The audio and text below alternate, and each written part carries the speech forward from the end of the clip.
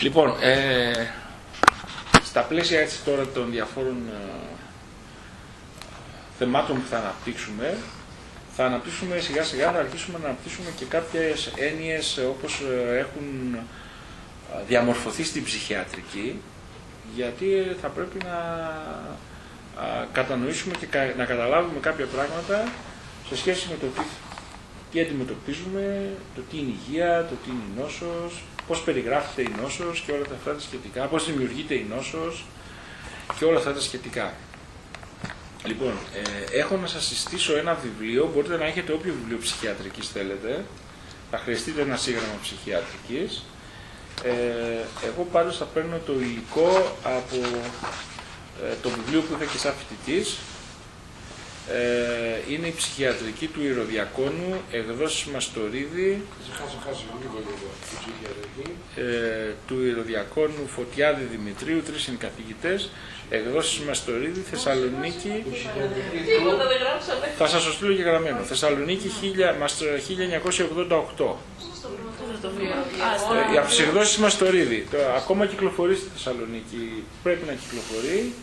Εκδόσεις Μαστορίδη 84, 39, 34. 84, 39, 34. Ναι, 231-0. Λοιπόν. Ηρωδιακόνου Φωτιάδης Δημητρίου. Λοιπόν, είναι ένα βιβλίο που έχει μέσα πολλές απόψεις και πολύ παραγωγικό.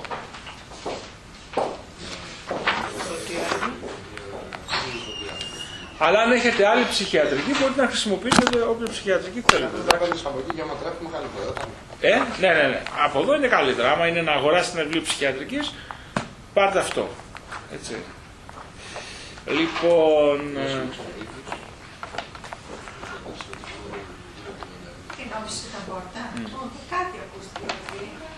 Λοιπόν, και το θέμα που θα διαπραγματευτούμε σήμερα έχει να κάνει σχέση με το τι θα πρέπει να ορίσουμε φυσιολογικό και παθολογικό. Έτσι. Και υπάρχει ένα ειδικό κεφάλαιο εδώ πέρα στη σελίδα 81 του βιβλίου.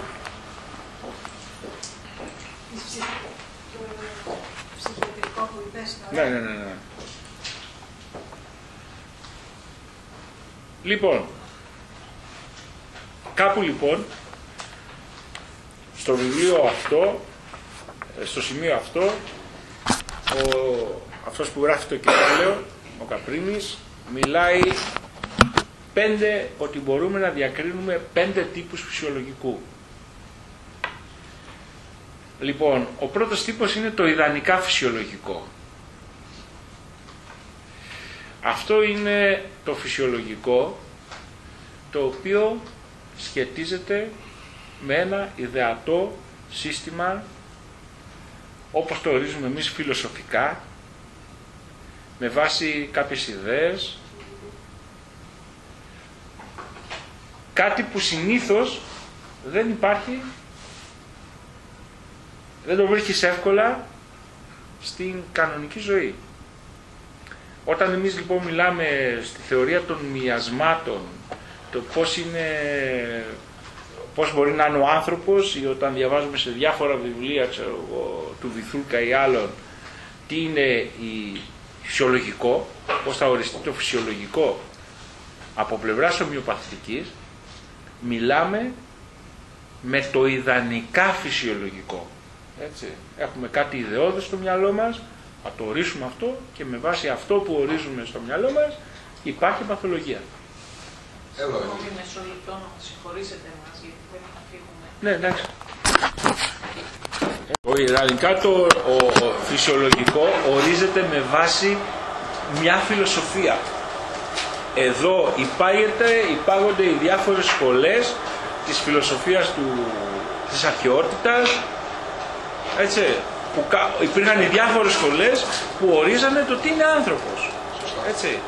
Και αυτό που κινούσε ο Διογέννης με ένα φανάρι και του έλεγαν τι ψάχνεις, ψάχνεις να βρω τον άνθρωπο, έτσι, είναι ουσιαστικά και η δυσκολία του ορισμού του ιδανικού φυσιολογικού, γιατί δεν βρίσκουμε ιδανικά φυσιολογικό στην πράξη εύκολα, έτσι, γιατί όπως περιγράφω στα ριζώματα ζούμε μια μεταπτωτική κατάσταση όπου υπάρχει εκεί στο κεφάλαιο περί φιλοσοφικής αναζήτησης του ψωρικού μοιάσματος, έτσι. Άρα μιλάμε για το τι είναι ιδανικό, μιλάμε για το ιδανικό φυσιολογικό. Πώς το ορίζεις σε σχέση με τις ιδέες που έχεις? Ο καθένας μπορεί να λέει κάποια πράγματα, έτσι. Συγκρίνει φιλοσοφία, εδώ σίγουρα θα μπει φιλοσοφία, θα μπουν έτσι. Λοιπόν, το δεύτερο επίπεδο είναι το κοινωνικό φυσιολογικό. Και εδώ ορίζεται το φυσιολογικό που έχει να κάνει σχέση με το πόσο συμφωνεί μια εικόνα, ο άνθρωπος, ξέρω εγώ, με αυτό που παρουσιάζει ο άνθρωπος, με τις κοινωνικές απαιτήσεις της εποχής του, στην κοινωνία που ζει. Όπως καταλαβαίνετε, με βάση αυτό την κοινωνική παράμετρο, άλλο είναι φυσιολογικό στην Ελλάδα του 2010, την Ελλάδα του 2050, την Ελλάδα του 1950, και αν πάμε τώρα εκτός Ελλάδος, άλλο είναι στις μουσουλμανικές χώρες, άλλο είναι το κοινωνικό φυσιολογικό σε μια φυλή της Αφρικής, έτσι. Λοιπόν, βλέπουμε λοιπόν ότι εδώ με βάση το κοινωνικά φυσιολογικό μπορεί να αλλάζει από τόπο σε τόπο και σε χρόνο, στον ίδιο τόπο σε χρόνο, έτσι. Λοιπόν, η τρίτη παράμετρος είναι το ηθικά φυσιολογικό, και εδώ μπαίνουν οι ηθικοί κανόνες που επιβάλλονται από κάποια συστήματα ηθικών αξιών, θρησκευτικών ή φιλοσοφικών. Δηλαδή, για έναν χριστιανό είναι φυσιολογικό το να ζει την εν Χριστώ ζωή. Έτσι, με βάση πώς έχει οριστεί με κάποιον που πιστεύει στη μετασάρκωση. Αυτά είναι φυσιολογικά όλα. Γιατί έχουν τις συστάσεις. Όχι. Εμείς λέμε τις οπτικές γωνίες, όλοι έχουμε στάσεις. Που υπάρχουν, το τι ορίζουμε. Ένας που διάγει ασκητική ζωή, έχει καταλήξει στα εγκόσμια και ζει αυτή τη ζωή. Να τελειώσουμε λίγο και μετά να πάμε, θα κάνουμε συζήτηση μετά και σε πολλά επίπεδα. Έτσι. Λοιπόν, με βάση λοιπόν τις θρησκευτικές, ηθικές κτλ, αλλάζει η έννοια του φυσιολογικού. Και πάλι έχει να κάνει σχέση και με την κοινωνία πάλι, έτσι. Λοιπόν, για έναν χριστιανό λοιπόν, το να είναι ο άλλος εν Χριστώ και να είναι καλός Σαμαρίτης, αυτό είναι φυσιολογικό. Γι' αυτό προηγουμένως όταν βάζαμε το Σεραίους Μπομπλάντι, είπα πρέπει να τον αλλάξουμε, γιατί τίθεται ερωτήματα. Τι γίνεται εδώ πέρα? Είναι το επιδιωκόμενο. Ναι, επιδιωκόμενο είναι το εν Χριστώ ζωή, γιατί αλλιώς η αμαρτία δεν βιώνει την εν Χριστώ ζωή. Ναι, εντάξει, το λέει και αυτό, αλλά αυτό είναι το φυσιολογικό με βάση τον χριστιανισμό. Αυτό είναι ιδανικό, όχι φυσιολογικό. Όχι, μα αυτό λέμε το ηθικά φυσιολογικό. Είπαμε το φυσιολογικό. Έχεις εσύ ένα κλισέ στο μυαλό σου γιατί είναι φυσιολογικό. Αυτό πρέπει να το δούμε σε πολλές διαστάσεις. Τι είναι και τι εννοεί κάθε πλευρά. Γι' αυτό το μελετάμε, κατάλαβες τι θέλω να πω. Λες εσύ τι είναι το φυσιολογικό και σου λέω όρισέ μου τι είναι σε φυσιολογικό. Αυτά πάντως είναι στόχοι, πνευματικοί στόχοι ή ηθικές. Όχι, εγώ σου λέω να μου ορίσεις τι είναι φυσιολογικό. Δεν είναι αυτό. Μπράβο, γι' αυτό άσε με να ολοκληρώσω πώς έχει αναπτυχθεί η φιλοσοφία ανά τους αιώνες, γιατί την παράγραφο, αυτή η σελίδα που σας παριγράφω, είναι ένας ψυχίατρος που έχει κάνει μελέτη πάνω σε φιλοσοφία, σε αυτό και αυτό, και έχει κατατάξει ο άνθρωπος 5 τύπους που εκφράζουν διάφορες. Καταλαβαίνεις να πω, δεν είπαμε ότι θα συμφωνήσουμε εδώ. Γιώργο, να πω κάτι. Το φυσιολογικό μας είναι ένας όρος. Φυσιολογικό είναι να ζεις με βάση τους κανόνες της φύσης. Όλα τα άλλα... Αυτό είναι στο ιδανικά φυσιολογικό. Όχι, είναι το άσχετο αν δεν το κάνουμε. Άσχετο αν δεν το κάνουμε. Ναι, ανήκει στο ιδανικά φυσιολογικό. Και βρες μου έναν που ζει με τους κανόνες της φύσης. Αλλά λέμε το φυσιολογικό. Κοίταξε, εσύ για σέναν είναι το ιδανικά φυσιολογικό αυτό. Για άλλες σχολές είναι άλλο. Δεν το κάνω. Ρε Βίκη, ξέφυγε λίγο από αυτό που έχεις κολλημένο. Άσε η λογική δικιά σου. Πρέπει να σκέφτεσαι συστημικά. Ότι η δικιά μου λογική δεν είναι απαραίτητα και η λογική της Σταυρούλας, του Τρίφωνα, της Μαργαρίτας, του Παναγιώτη, της Παναγιώτας. Τι είναι η φύση, τι είναι η φύση. Η φύση άλλος μπορεί να σου πει ότι είναι εξέλιξη και επιβίωση. Γίνομαι σαφής. Μπράβο. Λοιπόν, πρέπει να ξεφύγουμε λίγο από κάποια πράγματα και ίσως και αυτό είναι η σειρά των μαθημάτων που θα κάνουμε από εδώ και στο εξής, αφού μάθαμε τα repertories, αφού μάθαμε τις τεχνικές ανάλυσης, αφού τα έχουμε μάθει όλα αυτά, πρέπει κάπου να σταθούμε κι εμείς στο τι πιστεύουμε. Και δεν αρκεί μόνο να βρίσκω ένα φάρμακο, πρέπει να σταθώ στο φαινόμενο ασθενής, υγεία, νόσους κτλ. Και ξεκινάμε με αυτό. Έτσι. Λοιπόν, άρα λοιπόν υπάρχει έννοια του ηθικού φυσιολογικού και το κοινωνικό και το ηθικό φυσιολογικό, όπως καταλαβαίνουμε ότι είναι αδιαφέρει από κοινωνία σε κοινωνία. Δηλαδή, ας πούμε, για έναν Ταλιμπάν που έχει μάθει ότι η γυναίκα πρέπει να είναι δεσμευμένη με τη φούστα, με την μπουργκα κτλ. Είναι νοσηρό μια γυναίκα να φοράει μίνι. Για έναν που φοράει μίνι, έτσι, για μια κοινωνία που αυτό είναι νοσηρό. Για έναν που βλέπει μια γυναίκα να φοράει μίνι, εντάξει λοιπόν πάμε σε αυτό, είναι νοσηρό το να φοράει γυναίκα μπουρκα. Αλλά ποιος μας λέει ότι στο βάθος του χρόνου θα υπερισχύσει μία ή άλλη άποψη. Αυτό δεν το ξέρουμε. Δεν ξέρουμε αν το 2200 θα έχουν υπερισχύσει τα Ταλιμπάν και θα έχουν επιβάλει το δικό τους στον πλανήτη. Δεν το ξέρουμε.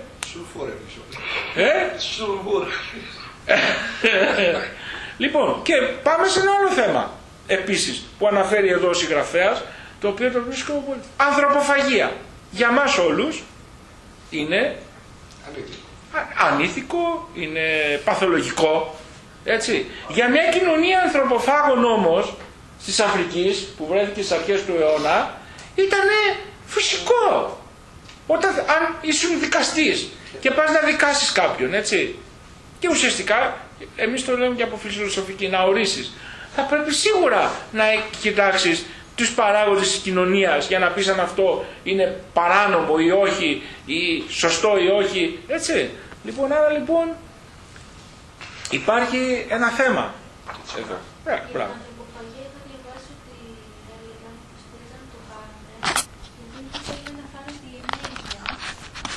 Ναι, με τον Α ή τον Β τρόπο, ναι. Και τρώγανε τους εγκεφάλους και αποδείχτηκε ότι υπάρχει, μεταδίδεται ένας ιός με το να τρώσει τους εγκεφάλους και είναι το σύγκεντρο, αν θυμάμαι καλά, που κάνει Ιάκουμπς Κρόισφελ, κάπως λέγεται, που κάνει μια άνοια στον εγκέφαλο κτλ. Κάπως έτσι, ναι, στο ίδιο, στην ίδια. Τέλος πάντων, υπάρχουν στάσεις σε σχέση με το τι είναι κοινωνικά φυσιολογικό. Γιατί όταν, ας πούμε, στέκεσαι να σταθείς, ας πούμε, πάνω σε αυτά τα θέματα, μπορεί κάποια στιγμή να φτάσει η κοινωνία μας που να ορίζει κάποιο φυσιολογικό, κάτι που να μην είναι φυσιολογικό όμως. Έτσι. Λοιπόν, άρα λοιπόν αυτά τα λέει εδώ ο συγγραφέας για να μας βάλει να σκεφτούμε και τα ταξινομικά συστήματα που κάνουν οι ψυχίατροι. Έτσι. Μήπως κάποια στιγμή ξεφύγουν. Μα και τώρα ξεφύγουν. Ναι, παιδί μου, ναι. Αλλά σου λέω δηλαδή. Λοιπόν, στον πόλεμο παίρνει βραβείο, εδώ πέρα. Δεν υπάρχει φυσιολογικό, καθένας βάζει. Άσε να τελειώσουμε. Όχι. Υπάρχουν οι διαστάσεις. Θα βγάλουμε και κάποια θέση στάνταρ. Θα πρέπει να βγάλουμε και κάποια αυτά της φυσιολογικότητας. Αλλά να το σκεφτούμε λιγάκι. Ας δούμε πρώτα τι λέει λοιπόν η υπάρχουσα εμπειρία. Λοιπόν, υπάρχει λοιπόν μετά το τέταρτο επίπεδο το στατιστικά φυσιολογικό. Δηλαδή μπορούμε να μετρήσουμε, ξέρω εγώ, standards σε μια κοινωνία, το στατιστικά φυσιολογικό. Έτσι, λοιπόν, και να πούμε, ξέρω εγώ, ότι αυτό, ας πούμε, σε αυτό το επίπεδο, οι 100 άνθρωποι, στους 100 ανθρώπους, οι 98, ξέρω εγώ, βλέπουν με τα δύο μάτια, οι δύο βλέπουν με το ένα. Άρα, επειδή στα 98, στα 100, βλέπουν με τα δύο μάτια, ξέρω εγώ, με τα δύο μάτια, ναι, είναι φυσιολογικό να βλέπεις με τα δύο μάτια, έτσι. Και βέβαια, αυτό φαίνεται ότι προσεγγίζει πολλά πράγματα, αλλά σε πολλές πάλι εκφράσεις της κοινωνίας, τα πάμε πάλι, πράγματα τα οποία μπορεί σε μια περίοδο να είναι στατιστικά συχνά, έτσι, δεν είναι πάλι φυσιολογικά. Δηλαδή, αν έχουμε μια κοινωνία που όλη την ώρα βλέπουν τηλεόραση και ποδόσφαιρο, έχουν κυλίτσα και βλέπουν ποδόσφαιρο και κάθονται και βλέπουν τηλεόραση 10 ώρες την ημέρα, έχουν κοιλιά όλοι. Δεν είναι φυσιολογικό να έχουν κοιλιά. Το ιδανικό πάλι μπλέκουμε, λέω, ότι σε μια κοινωνία που βλέπει όλη τηλεόραση και δεν κινείται, θα είναι οι περισσότεροι χοντροί και στην Αμερική, ας πούμε, έτσι.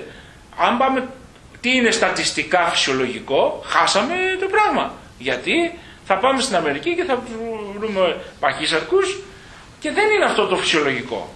Χάνουμε πάλι κάτι. Λοιπόν, και η πέμπτη παράμετρος είναι το κλινικά και συνέχεια πρακτικά και κατά συνέπεια τι είναι πρακτικά φυσιολογικό. Δηλαδή, αυτό δηλαδή που λέμε στην κλινική πράξη, Κλινικά και... κατά συνέπεια πρακτικά, στην πράξη τι είναι φυσιολογικό. Αν φοβάσαι, ξέρω εγώ, το ανσανσέρ, αυτό δεν είναι φυσιολογικό. Αν έχει συμπτώματα, με βάση τα ψυχιατρικά συμπτώματα. Εάν, ξέρω εγώ, έχεις, ξέρω εγώ, για παράδειγμα, φοβίες, άγχος, ψευδαισθήσεις, όλα αυτά που μελετάμε στο mind, δεν είσαι φυσιολογικός. Έτσι. Αλλά και αυτό εδώ πάλι είναι, σου λέει ο άλλος, ξέρω εγώ, εγώ έχω πιάσει τον εαυτό μου παλιά να ήμουν 100 κιλά και να λέω είμαι μια χαρά. Πώς είσαι μια χαρά και είσαι 100 κιλά? Καταλαβαίνετε τι θέλω να πω? Δηλαδή, θέλω να πω δηλαδή ότι δεν είχα άγχος, δεν είχα αυτό. Βέβαια είχα κάποια κιλά. Τα οποία όμως, άμα πάλι με έβαζε σε μια κοινωνία Αμερικής, εγώ στην Αμερική θα ήμουν απανευτυχής, γιατί θα ήμουν και κομψός, με βάση τους Αμερικάνους, έτσι. Λοιπόν, που είναι παχύσαρκοι. Καταλαβαίνετε δηλαδή πόσο μπλέκεται ο όρισμος στο τι είναι υγεία και τι είναι νόσος. Λοιπόν... Πάντα αυτό θα το ορίσει με το δικό σου σκεπτικό σαν... Κοίταξε. Γιατί και μέσα σε όλο το σύνολο, βέβαια τα πράγματα, κοινωνικά, ειδικά και... Αλλά και αυτό είναι πάλι. Μας έχεις βάλει βέβαια, έχω γράψει κάποια πράγματα και μου έρχεται στο μυαλό τώρα. Ναι, για λέγε τι σου έρχεται στο μυαλό. Θα το συζητήσουμε εδώ.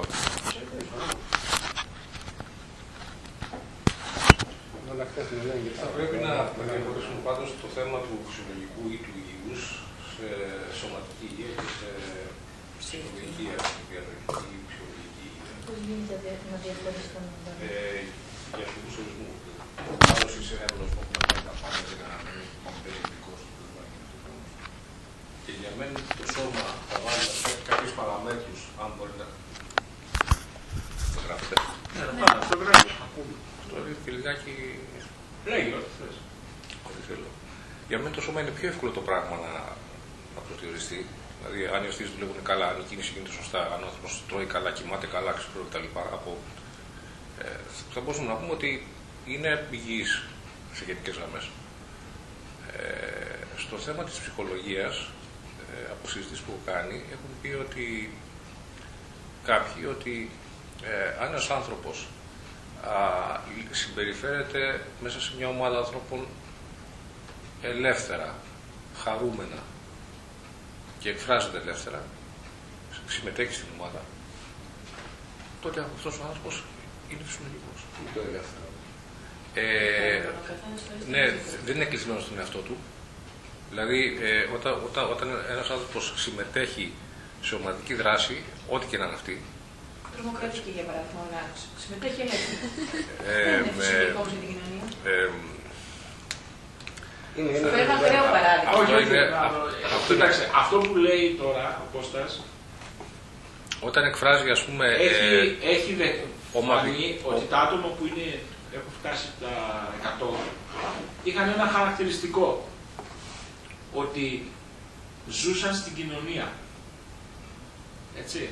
Και έρχεται να θέσει μια παράμετρο που έλεγε ο Αριστοτέλης, ότι ο άνθρωπος είναι κοινωνικό όν.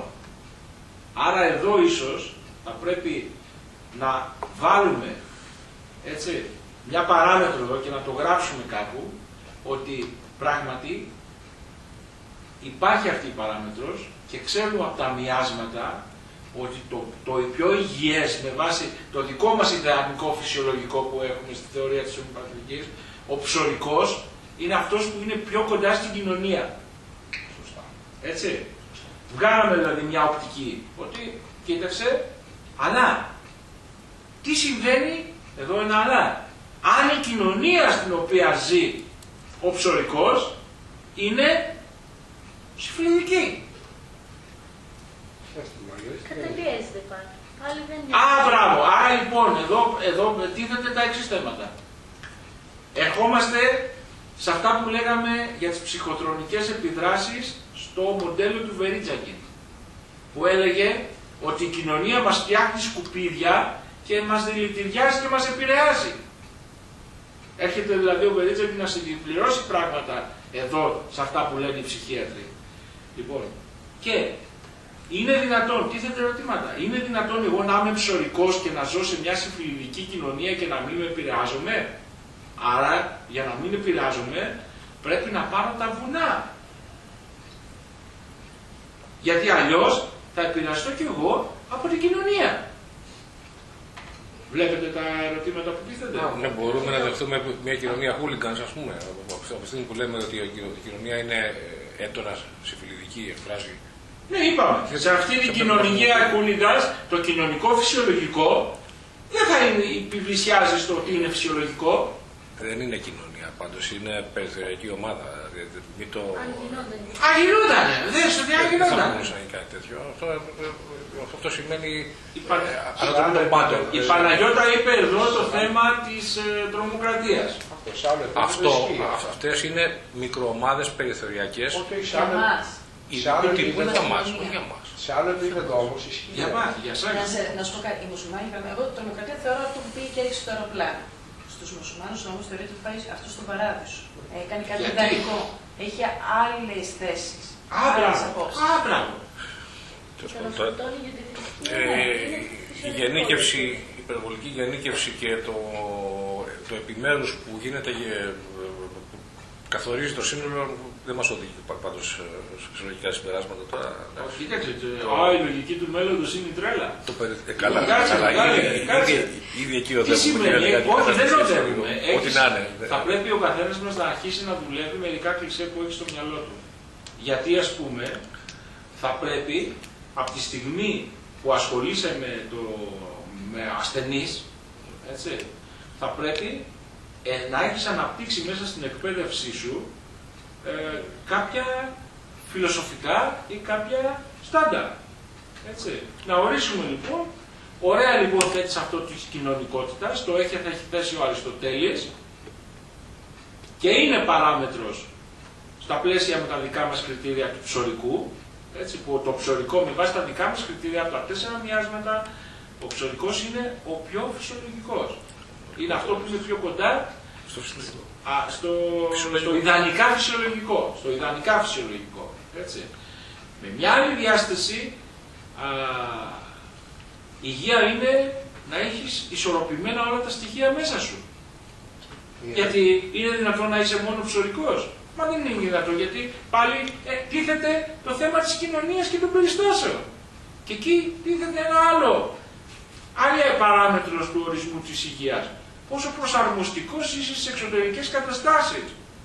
Και έρχεται μια άλλη παράμετρος που τα λέει πολύ ωραία ο Ρασούλης, πότε Βούδας, πότε Κούδας, πότε Ιησούς και Ιούδας. Και έρχεται να δείξει ότι καμιά φορά η υγεία είναι εκεί που πρέπει να είσαι Κούδας να είσαι Κούδας και εκεί που πρέπει να είσαι Ιούδας να είσαι Ιούδας.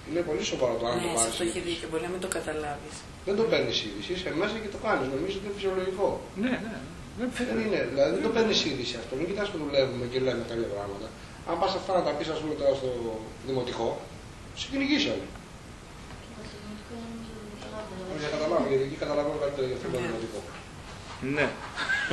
Πιο αθώεψυχη. Δεν υπάρχει παραπάνω από 12 χρόνια ηλικιακά. Ναι. Αν Και η έκφραση. μια περίπτωση του καλού Σαμαρίτη. Αν εκείνος αισθάνεται καλά, εμείς γιατί να πειράξουμε τη δική του σε εισαγωγικά ισορροπία εκείνη τη στιγμή.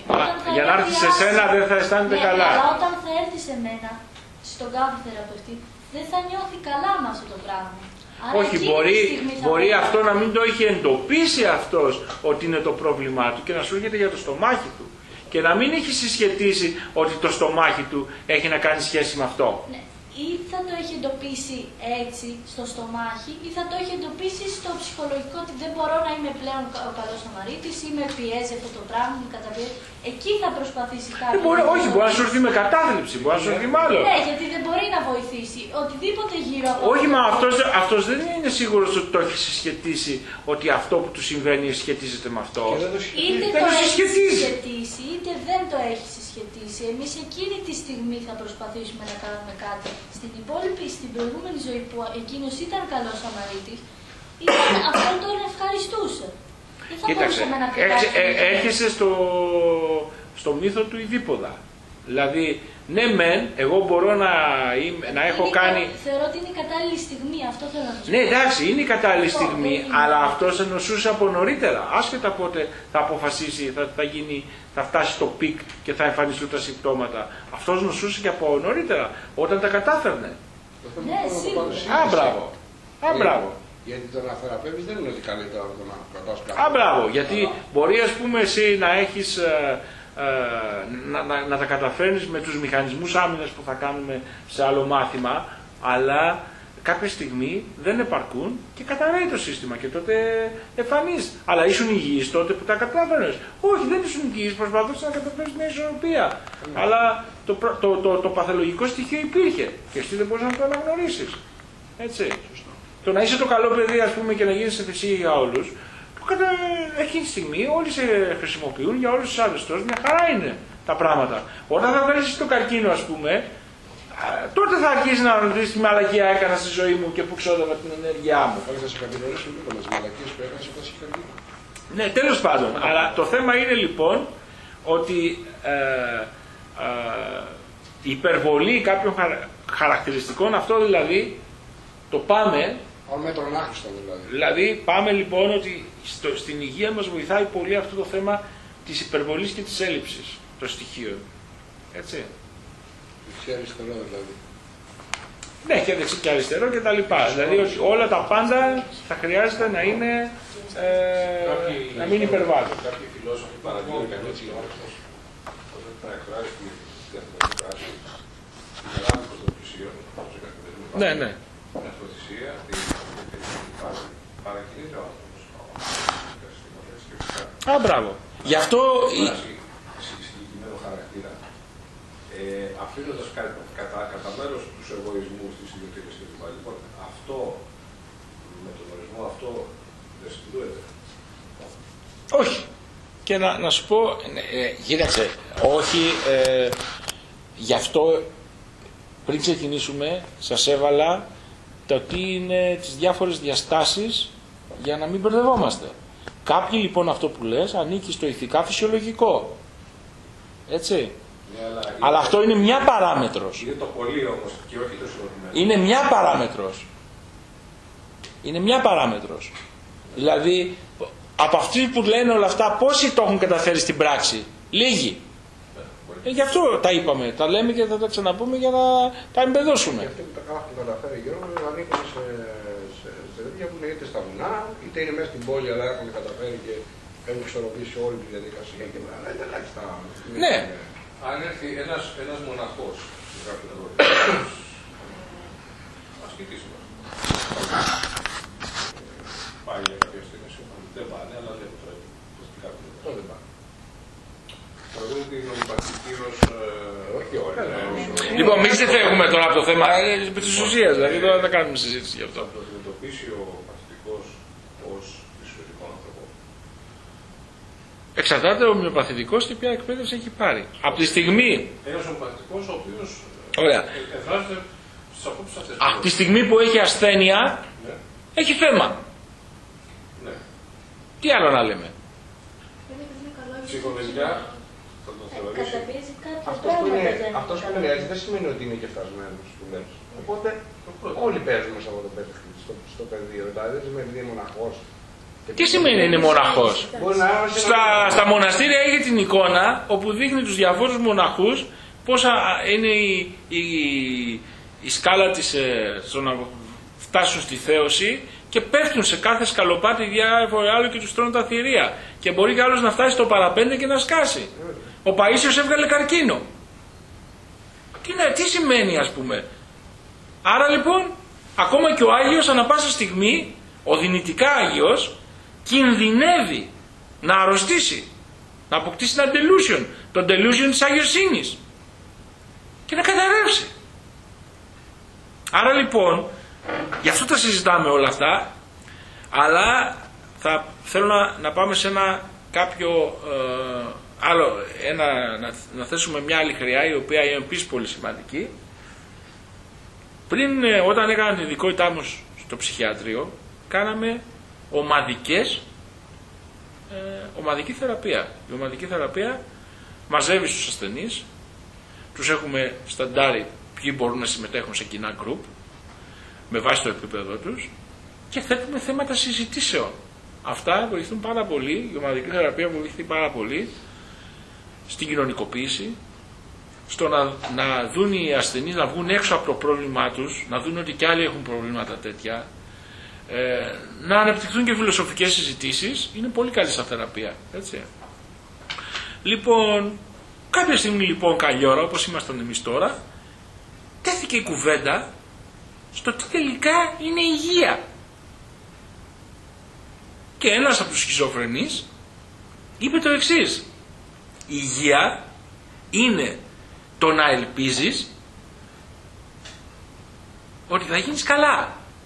Το πιάσατε? Και είναι πάρα πολύ σοφό.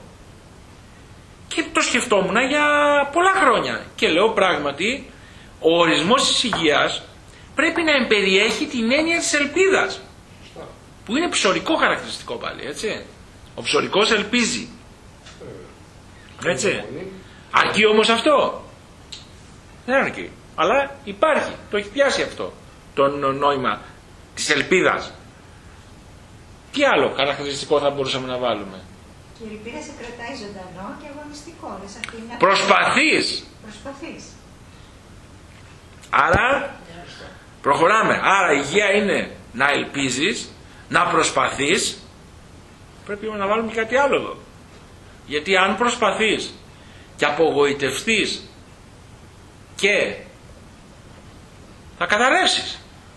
Και δεν γίνει. Αλλά μπορεί να περιέχει και αυτό και να το ξαναφέρεις. Ναι, εδώ είναι πιο μίασμα που λέει ο Σάνκαρα, που κάνει προσπάθειες, πέφτει το τριχοφυτικό. Άμπραβο. Λοιπόν, όχι όμως, άμα θέλουμε να ορίσουμε υγεία, θα πρέπει να περιέχουμε και αυτή την παράμετρο. Ναι, να ελπίζουμε, ναι, να προσπαθούμε, να επιμένουμε στην προσπάθεια και να μην θεωρούμε ότι σίγουρα θα έρθει το αποτέλεσμα. Για να μην καταρρεύσει. Να μην είναι. Έτσι, δηλαδή τιμή σε αυτούς που όρισαν θερμοπύλες άσχετα και ξέρουν ότι ο αγώνας είναι χαμένος. Δηλαδή πρέπει να μπει η έννοια αυτή. Δηλαδή γιατί αλλιώς κινδυνεύει να πέσει πάλι σε λούκια. Δηλαδή, έτσι. Όπως και να το κάνεις όμως, πάντα έχεις την... Δηλαδή όσο και να μην περιμένεις, και σαν άνθρωπος που άλλο δεν προχωράει σε στεναχωρεί. Άσχετα αν δεν περιμένεις, δηλαδή πάλι θα την πατήσεις σε αυτή την... Ναι, δεν πρέπει να την πατήσεις, γιατί αλλιώς μπαίνεις στη διαδικασία... Αλλά δεν είναι εύκολη η κατάσταση, δηλαδή πάντα προσδοκάς κάτι. Και στο μη προσδοκάω, προσδοκάς κάτι. Να μην προσδοκάς, πάλι δηλαδή μια... Δεν ελπίζω τίποτε... Δεν φοβάμαι τίποτε... Α, μπράβο. Γιάννη λοιπόν και ο Καζατζάκης εδώ κάτι από τον ορισμό, έτσι. Ναι, σαφώς. Ναι, αλλά κοίταξε, κρίνεις την υγεία με βάση τα δικά σου χαρακτηριστικά. Πώς θα το κάνεις? Όχι, θα πρέπει εσύ να μπεις σε διαδικασία. Είναι συγκεκριμένη στιγμή θα το κρίνει. Όχι, έχεις ένα θέμα εδώ. Γιατί έχει διαφορετικό τρόπο να το κάνεις. Γιατί θεωρείς τον εαυτό σου υγιή? Όχι βέβαια, αλλά είσαι μη υγιής, αλλά έτσι το κάνεις. Ναι, αλλά εμείς δεν μιλάμε για το τι είναι μη υγιές. Ψάχνουμε να βρούμε χαρακτηριστικά του τι είναι υγιές. Φαντάζεσαι εσύ, ας πούμε, δηλαδή να θέλεις σώνει και καλά κάθε ασθενή σου να γίνει καλά, σε τι λούμπα θα πέσεις? Εννοείται, είσαι σωτήρας. Άρα θα πρέπει κάπου να αρχίσει να οριοθετήσει με κάποια πράγματα, έτσι. Φαντάζεσαι, ας πούμε, τι σημαίνει όταν μπαίνει η διάγνωση του ασθενού σου να έχεις χάσει εσύ την ελπίδα ότι μπορεί να γίνει καλά, ότι μπορεί να βοηθηθεί. Φαντάζεσαι τι σημαίνει του να μην προσπαθήσεις επειδή έχασες την ελπίδα. Φαντάζεσαι τι σημαίνει ότι πιστεύεις ότι σώνει και καλά θα γίνει καλά. Είναι παράμετροι όμως που πρέπει να έχεις. Και αυτό σου φέρνει το παράδειγμα τώρα με τον ασθενή, αλλά αυτό μπορεί να είναι σε οποιαδήποτε κατάσταση της ζωής μας. Σωστά. Αλλά πρέπει να το αντιληφθείς, είπα. Αυτό το κάνουμε. Μα γι' αυτό κάνουμε αυτή τη συζήτηση, ρε μεγάλε, γιατί μιλάμε για πράγματα και γι' αυτό πιάσαμε και κομμάτια που τα έχει πιάσει η φιλοσοφία ή αυτό, τη συνόψη, το τι υπάρχει στα διάφορα φιλοσοφικά ρεύματα, ψυχιατρικά ρεύματα κτλ. Υπάρχουν εκατοντάδες σχολές έχουν αναπτυχθεί στον πλανήτη όλα αυτά στην ύπαρξη του πολιτισμού, στο βάθος του χρόνου. Έτσι. Το σκεφτόμαστε γιατί το έχουμε αναπτυχθεί και το κρίνουμε βάσει αυτό που πάλι εμείς σκεφτόμαστε. Εντάξει, λογικό δεν είναι? Είναι υγιή, αυτό πάλι δεν το κρίνουμε. Πώς είναι μια άλλη κατάσταση να... Ωραία, εσύ μπορείς να μου προτείνεις κάτι καλύτερο? Μπράβο, όχι, αλλά νομίζω ότι ξεφεύγεις εδώ. Έχεις επηρεαστεί στο ότι πρέπει οπωσδήποτε να δεις αποτέλεσμα. Όχι, φεύγει. Γιατί έχεις κάνει... Δεν έχεις αποτέλεσμα. Σε προσπάθεια. Προσπάθεια μπορεί να μην έχει και αποτέλεσμα.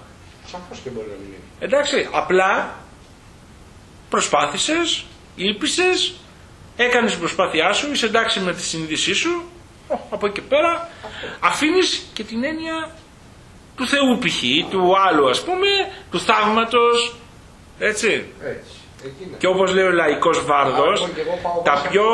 Ναι, αυτό θέλω να σου πω. Και όπως λέει και ο λαϊκός Βάρδος, τα πιο ωραία πράγματα γίνονται εκεί που δεν τα περιμένεις και γίνονται τα θαύματα όταν πάψεις να επιμένεις. Που σημαίνει, τερζής, για να γίνει αυτό, το τραγουδάει, δεν ξέρω ποιος έχει γράψει τους στίχους, για να γίνει αυτό, η διαδικασία του θαύματος, έτσι, που και το θαύμα είναι μέσα στα πλαίσια της θεραπείας και της υγείας, θα πρέπει να φύγεις από τη δέσμευση του αποτελέσματος.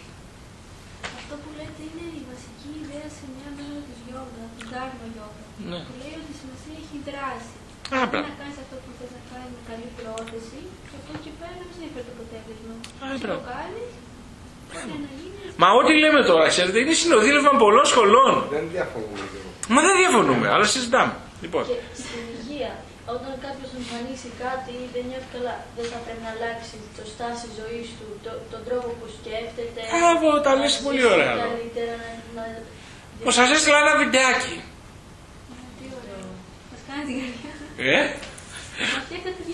Εγώ να δεις, όταν τον έβλεπα έκλαιγα. Και τώρα που το σκέφτομαι δακρύζω. Έναν άνθρωπο που γεννήθηκε χωρίς πόδια και χωρίς χέρια. Εγώ τράπηκα. Ναι, αλλά όμως εδώ όλα αυτά είναι σε πρώτο επίπεδο η ανάγνωση. Τι εννοεί σε πρώτο επίπεδο? Με την εικόνα που μας παρουσιάστηκε.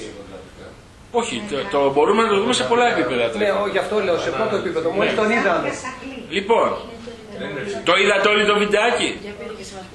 Λοιπόν, για όσους δεν το είδανε, είναι ένας άνθρωπος που γεννήθηκε χωρίς χέρια, χωρίς πόδια και περιγράφει την εμπειρία της ζωής του. Και το σώμα του όλο είναι από τη λεκάνη μέχρι και το κεφάλι. Έτσι. Σαν αυγό.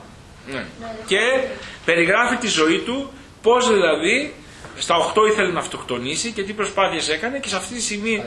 Στα 7 ξέρω εγώ, σε αυτή τη στιγμή είναι... Έχω γράψει ολόκληρο κεφάλαιο για αυτό και μου λες είναι εύκολο. Τι εύκολο, αυτό γράψει 3 σελίδες και δεν φτάνει. Δεν έχει σημασία, γράψει πολλά εσύ από την στήλη σου.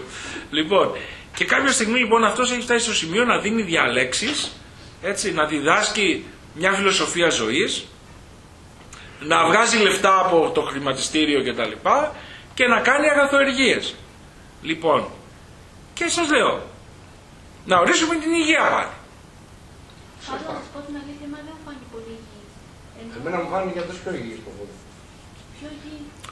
Έτσι το είδα. Δεν έχει ξεπεράσει καθόλου το πρόβλημα. Τον είδα σαν σωλικό βέβαια, σε ψωρικό. Δεν ξέρω αν κάνω λάθος. Ναι. Έτσι, βγάζω και κάποια πράγματα που έχουν να κάνουν με την... Θα στείλω. Είναι καλά να μην μιλάμε όταν λέμε για μοιάσματα με ένα φάρμακο, γιατί το σούλφουρ έχει και σηκωτικά και συμπληδικά πίσω. Ναι, όντως.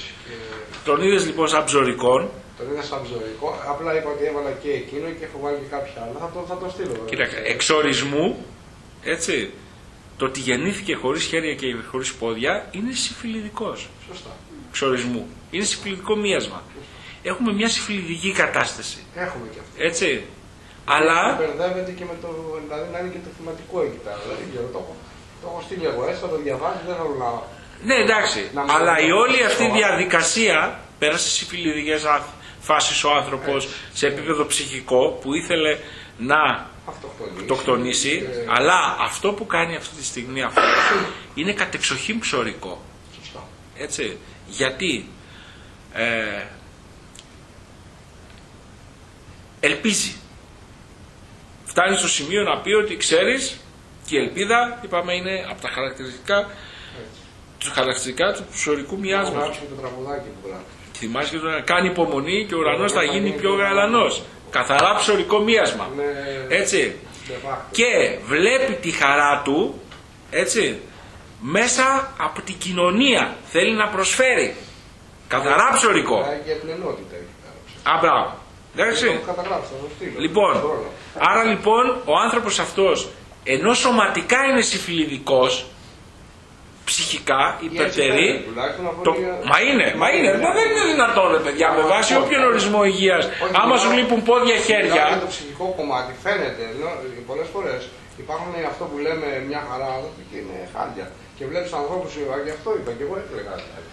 Βλέπεις ανθρώπους χωρίς χέρια και χωρίς πόδια και κάνει πράγματα που εμείς, θα το πούμε σήμερα,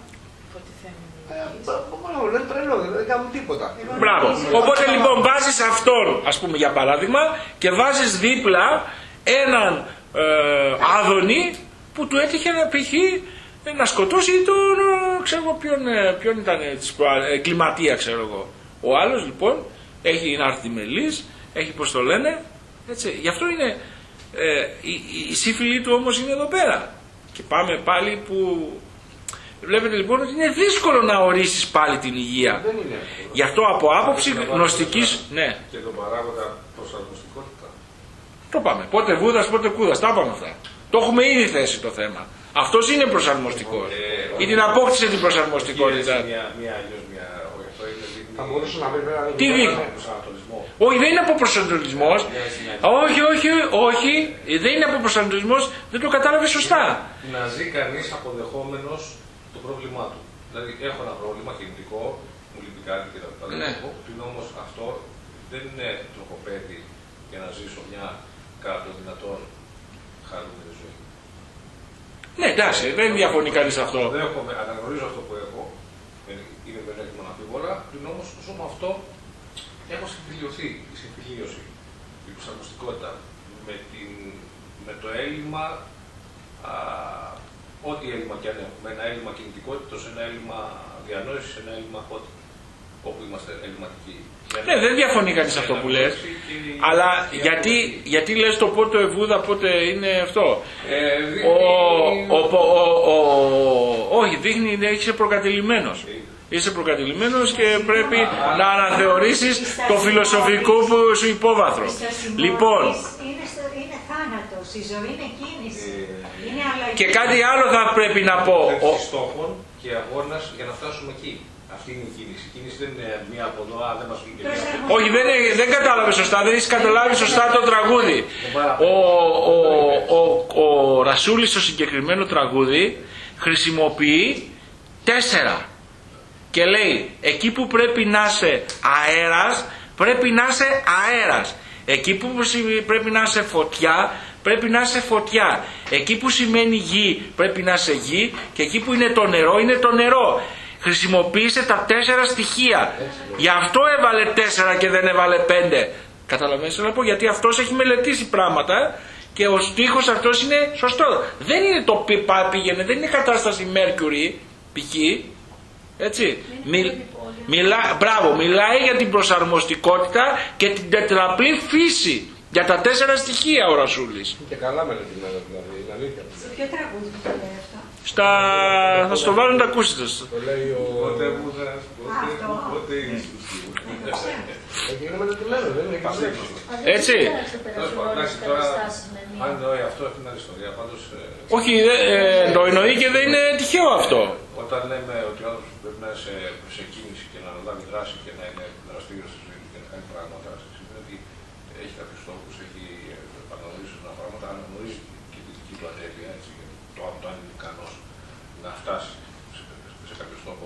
Όπως επίσης και η διατήρηση της ελπίδας. Ότι ναι, κάποτε. Ναι, κοίταξε, αυτό το... Ναι, εντάξει, έρχεσαι, ναι, τα λες, τα ήδη παραμέτρους που είπαμε. Έχουμε πει παραμέτρους Είναι η ήδη. πίστη που σε πάει, γιατί η ελπίδα, οι απελπισμένοι ελπίζουν. Η πίστη που σε πάει, η εμπιστοσύνη δηλαδή. Η εμπιστοσύνη, η πίστη σου. Άλλο εμπιστοσύνη. Άμα δεν έχεις πίστη οπουδήποτε, μπορεί να... Κοίταξε, είπες κάτι ότι οι απελπισμένοι ελπίζουνε. Όχι, οι απελπισμένοι δεν ελπίζουνε. Έχεις κάποιο πράγμα στο μυαλό σου. Οι απελπισμένοι δεν ελπίζουν. Αυτός που ελπίζει, ελπίζει. Σωστά, το βάζει με τη λέξη σαν λέξη, αλλά ένας ο οποίος... Όχι, το βάζω και με την έννοια. Η λέξη δεν είναι άσχετη με την... Η έννοια όταν κάποιος πιστεύει και ξέρει ότι θα φτάσει κάποτε... Ναι, αλλά σου είπα, να σου είπα κάτι, ότι δεν θα πρέπει να είμαστε εξαρτημένοι από το αποτέλεσμα. Αυτό πρέπει να το καταλάβουμε στη ζωή. Γιατί θα χάσουμε το θαύμα. Και καλά κάνουμε και συζητάμε και ξαναμασάμε, γιατί τίθονται θέματα. Έτσι. Μπράβο. Εδώ είναι ένα θέμα που είναι τεράστιο. Το συζητάγαμε από Πλάτωνο στα μπράβο. Και εμείς σε μια ώρα πρόκειται... Τι μπορούμε να πούμε ότι είναι θαύμα στη καθημερινή πράξη? Θαύμα... Το πώς θα το πω το έλεγε, όταν πίνει νερό να πίνει νερό, όταν γράφεις να γράφεις, όταν διαβάζεις να διαβάζεις και όταν προσέχεις να προσέχεις. Όχι, δεν είναι θαύμα, είναι μια υπέρβαση κατά την οποία ενεργοποιούνται συμπαντικοί νόμοι που υπό κανονικές συνθήκες δεν υπάρχουν. Και τότε συμβαίνουν αποτελέσματα που μπορούν να ξεφύγουν από την λογική τη μέσου όρου. Άρα θαύμα. Άμπρα. Να το ορίσουμε δηλαδή. Δεν πρέπει να βγάλουμε και το θαύμα πάντως από τον ορισμό υγείας. Γιατί είναι φαινόμενο στη ζωή. Συμπαντικός νόμος δεν είναι επίσημα αναγνωρισμένο. Ναι, που ξεφεύγει, γι' αυτό ξεφεύγει από το μέσο όρο της λογικής. Αυτό λέει. Δόθηκε το τι ξεφεύγει από το μέσο όρο της λογικής. Μπορεί, ας πούμε, σε ένα άλλο επίπεδο σοφού αυτό να είναι μια απλή χημική εξίσωση. Αλλά γιατί το μέσο όρο της λογικής όμως. Για αυτή τη στιγμή που μπορούμε να εξακριβωθεί επιστημονικά, το λέμε θαύμα. Μετά μπορεί να έχουν βγει όργανα και να λειτουργήσουν όπως ξαναγυρνάμε τώρα λοιπόν σε αυτόν τον τύπο εκεί. Λοιπόν, αυτός λοιπόν, έτσι, αν θέλουμε να δούμε την κατάσταση της υγείας του σε αυτή τη στιγμή, έτσι, ενώ είναι συμφιλιδικός, δεν φαίνεται συμφιλιδικός, είναι ψωρικός. Έτσι. Και ίσως λοιπόν θα πρέπει να μπούμε κάποια στιγμή να σκεφτόμαστε ποιες είναι οι παθολογίες, να δούμε σε σωματικό επίπεδο ποιο είναι το μίασμα, αλλά και σε γνωστικό επίπεδο, σε ψυχικό δηλαδή επίπεδο, αν συμβαδίσει μπορεί κάποιος με την παιδεία, με αυτά να έχει κάνει υπερβάσεις. Και εκεί ας πούμε αυτές οι υπερβάσεις βοηθούν και στο ξεπέρασμα της αρρώστιας. Κάτω από την αναγκαιότητα της κατάστασης. Κάτω από την αναγκαιότητα της κατάστασης. Γιατί εδώ πάμε έτσι, γιατί αυτό σε ένα σημείο λέει κάτι που λένε οι Αγιορείτες, ότι η αρρώστια ήταν ευλογία. Εντάξει, έχει δίκιο, αλλά αυτό... Όχι, δεν είναι μυρολατρεία. Έχει δίκιο, αλλά ξεφεύγει από την κοινή λογική. Λέει ότι το ανοίξαν παράθυρα και είδα από άλλες οπτικές στη ζωή. Μπράβο. Που εμείς δεν την βλέπουμε. Δηλαδή αυτό χαίρεται πράγματα που άλλοι δεν τα χαίρονται που είναι αρτιμελή. Μπράβο. Ένα νέο παλικάρι που είναι όπως πρέπει και πολλές φορές είναι στην κατάθλιψη, μες στη δυστυχία, δεν θέλει να βγει, δεν θέλει να πάει με τους φίλους. Αυτό χαίρεται, πάει στην πισίνα και πέφτει και χαίρεται. Ναι. Δεν μπορεί να το δει ένας ψυχολογικός. Και αυτό σαρκάζεται κιόλα και λέει πώς το είδε ότι είναι σαν αφελός, κάπως το λέει. Πώς? Σαν αφελός, ναι. Κάτι μια λέξη λέει, αυτό σαρκάζεται κιόλα. Βάλουμε την προπέλα λέει και... Ναι, και που λέει κάνει πλάκα και στα κορίτσια στο αυτοκίνητο. Ναι. Δαγκώνω λέει τη ζώνη έτσι και γυρνάω λέει γύρω-γύρω και φρικάρουνε λέει.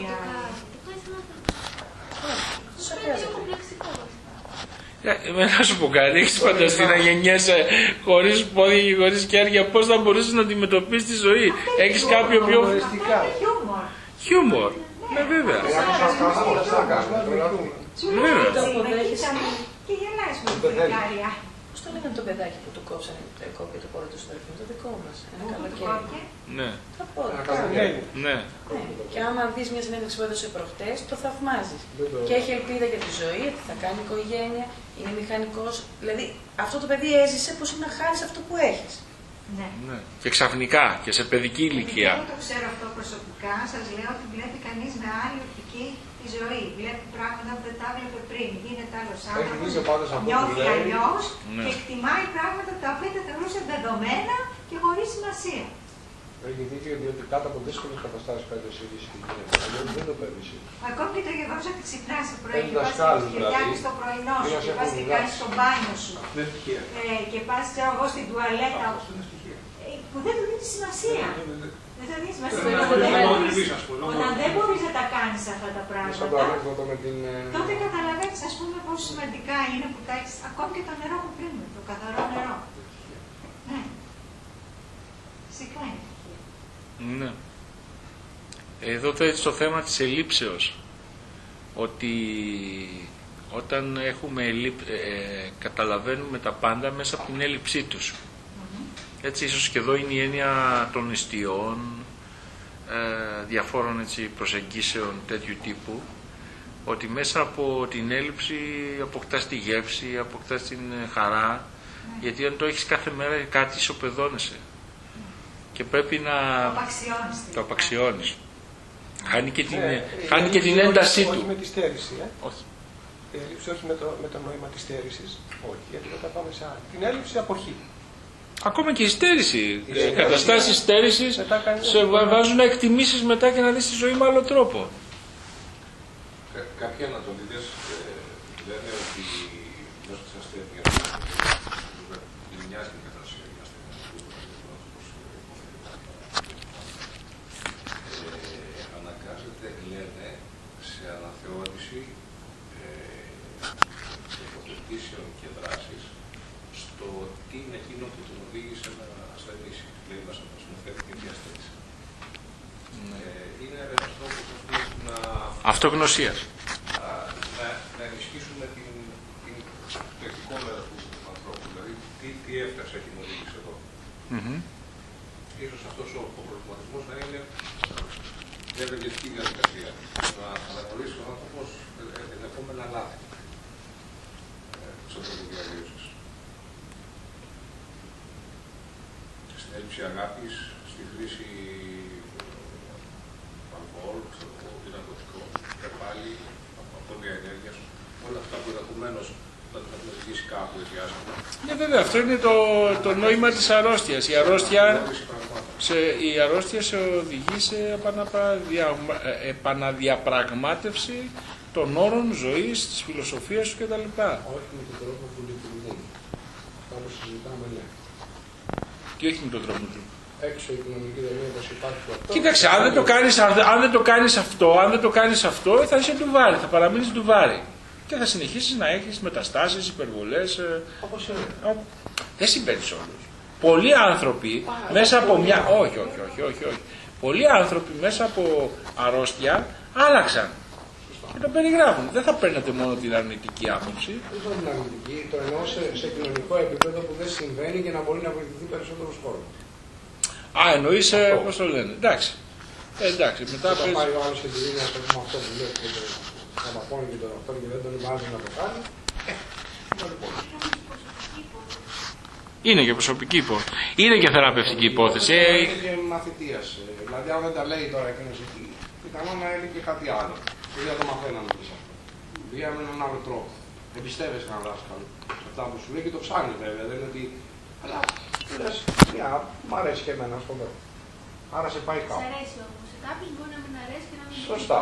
Αλλά και εμάς που αν μας πήγαινε κάπου αλλού, εμείς δεν θα ήμασταν εμείς, θα ήταν κάποιοι άλλοι.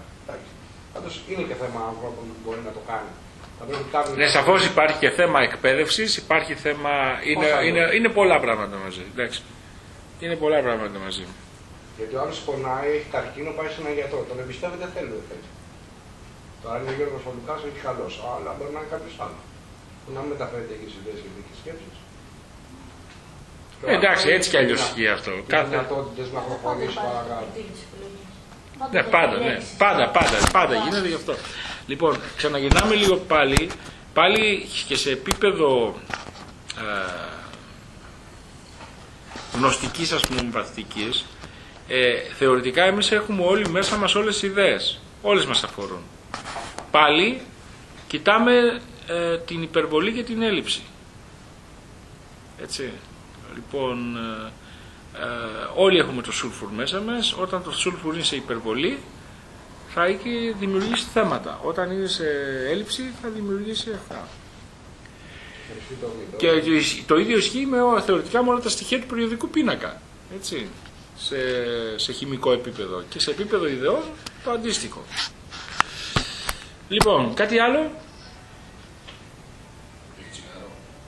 Θα κάνουμε διάλειμμα αν νομίζετε ότι μπορούμε να τελειώσουμε. Τσιγάρο μου λέει. Τσιγάρο.